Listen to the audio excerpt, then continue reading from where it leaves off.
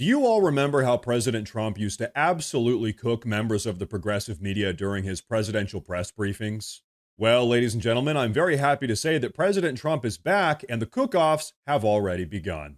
You see, just yesterday, during a press briefing about Trump's pardoning of 1,500 J6 political prisoners, Trump got into quite a spat with one such member of the progressive media.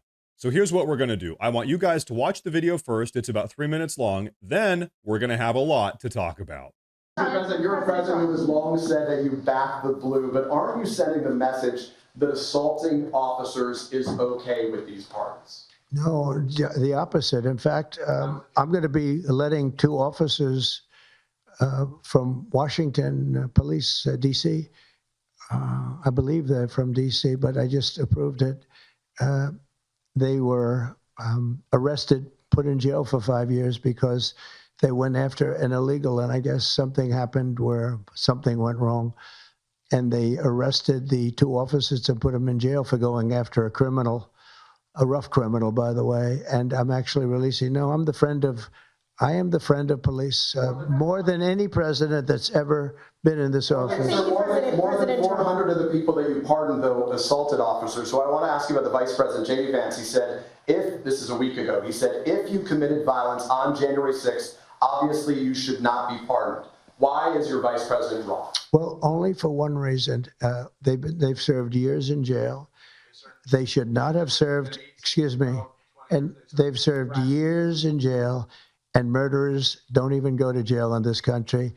And we had 1,500. We have 16 under review. As you know, we commuted about 16 of them because it looks like they could have done things that were not acceptable for a full pardon.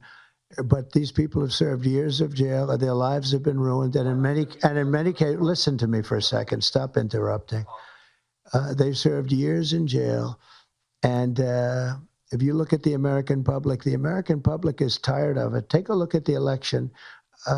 Just look at the numbers on the election. We won this election in a landslide because the American public is tired of people like you that are just one-sided, horrible people in terms of crime. You don't talk about all the people that have been killed and what happens to those murderers.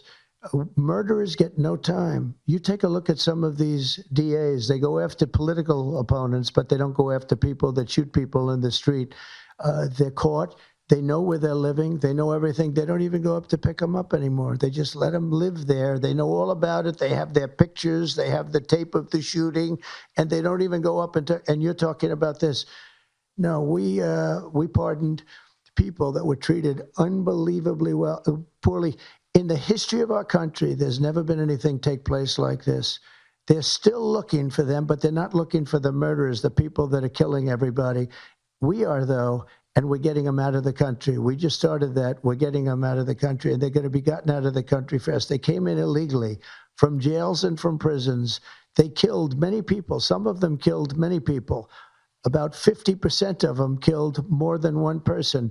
They were released into our country. That's what we're focused on, not the kind of nonsense you're talking about. Okay, so I think it's fair to say that Trump just obliterated that guy's entire career. About halfway through, Trump says, "Stop interrupting," then just goes on to absolutely cook that guy. But this is what you deserve when you're acting like a rude, arrogant jerk. Where were these sort of questions from these sort of reporters when Biden was in office? Oh yeah, that's right, Biden didn't even give press briefings. Sometimes we'd go months without even hearing from our own president. And so I have to say, it's actually so nice to have a coherent president again that can actually answer a question and put agenda-driven reporters like this back in their place. Because let's be honest, this reporter wasn't genuinely asking a sincere question, looking for an actual answer. All he wanted to do was try to catch Trump in a shameless gotcha moment, but Trump handled this guy like a pro. And I'm going to be honest with you guys, I wouldn't even be opposed to reporters like this having their press badges removed, because this sort of behavior is just unacceptable. Also, we need to remember just exactly what sort of conditions these sort of alleged J6 insurrectionists have had to experience for the last 4 years. All of them were nonviolent, and we've all seen the footage of them pretty much getting led into the Capitol building by the Capitol Police. But despite that, over 1,500 of them have been held in some of the worst prison conditions imaginable, with absolutely zero hope for legal due process. These people have genuinely been held for 4 years as political prisoners of the Biden administration. And so Trump promised he'd pardon these people on the campaign trail, and guess what? He actually held his promise. This is one huge reason why people voted for Trump, to get these J6 political prisoners out of jail. Now, speaking of presidential pardons, have you guys noticed any of these progressive propagandists asking about any of Joe Biden's pardons? Because let's keep in mind, he pardoned more people than any other president in U.S. history. Yeah, I don't think so. In fact, just the other day, Chuck Schumer was asked about Joe Biden's pardons, and he had this to say about it.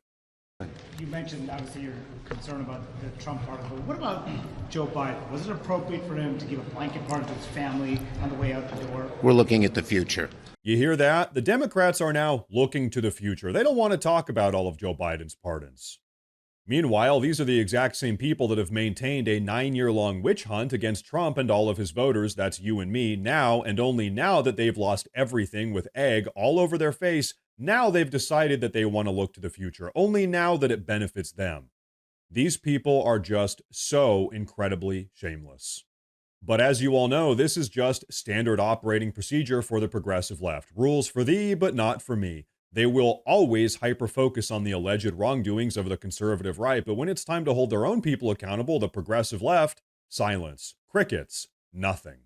But hey, thank God we have Trump back in office to hold these people accountable. And so I think that's all I've got for you guys today. Man, I have to say, it is actually so nice to have a competent president again, someone who actually has a plan and someone who can actually explain what they're doing and why they're doing it. Because we all know we haven't had one of those for about 4 years. Because as we all now know, for the last 4 years, we effectively haven't even had a president. This country has been operated behind the scenes by a collective of nameless, unelected deep state actors, and as we've all seen, they've driven the country off the side of a cliff. And so given just how bad things have gotten over the last 4 years, it's just mind-blowing to me that these progressive journalists are still trying to pull their same usual antics. They're still moving forward with this smarmy, sanctimonious behavior that ultimately lost them the election. People are just sick of behavior like this. And you know, what's even more insane is that when this country does get better because of Trump's leadership, they're just going to give credit to President Biden like they always do. 2 years from now, when America is back and roaring again, they're going to say stuff like, oh wow, Biden's policies have finally taken effect. That's why everything is looking better these days, as if we're all that stupid. Yeah, no one's buying it anymore. At this point, the entire country knows that with progressivism, you lose, and with conservatism, you win. It really is just that simple, and the proof is in the pudding. But hey, I want to know what you guys have to say about all of this, so please go down below and drop a comment. Please like the video if you like the video. Please consider subscribing. It's huge, and it really does help a lot. Thank you all very much for watching, and of course, as always, stay safe.